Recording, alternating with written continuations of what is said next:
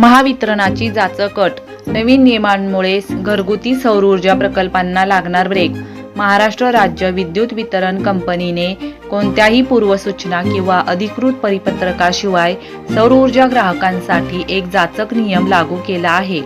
13 फेब्रुवारीपासून महावितरणच्या पोर्टलवर सौर प्रकल्पाची क्षमता मंजूर करताना मागील 12 महिन्यांच्या सरासरी वीज वापराची अट टाकण्यात आली आहे. या निर्णयामुळे राज्यातील 50 ते 60% सौर प्रकल्पांचे काम रखडले असून पीएम सूर्यघर योजनेला मोठा फटका बसण्याची शक्यता निर्माण झाली आहे. देशात महाराष्ट्र सौर ऊर्जेत अग्रेसर आहे. मात्र महावितरणच्या या आडमोठ्या धोरणामुळे पीएम सूर्यघर योजनेचे लक्ष धोक्यात आले असून सौर ऊर्जा विक्रेते आणि ग्राहक दोघांमध्येही तीव्र संताप व्यक्त होत आहे.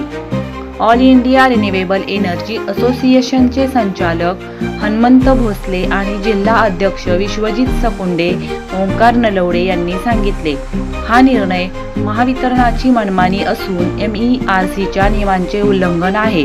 वीज कायदा 2003 नुसार ग्राहकाला स्वतःच्या वापरासाठी वीज निर्मितीचा अधिकार आहे.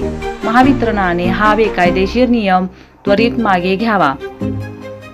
जयकुमार गोरे, ग्रामविकास मंत्री, श्री शिवेंद्रराजे भोसले, बांधकाम मंत्री Vikram Pawaskar, MSCDCL Satara circle office येथे राजधानी सातारा सोलर असोसिएशन आणि all India renewable energy association area यांच्या मार्फत सर्व निवेदन सादर करण्यात आली.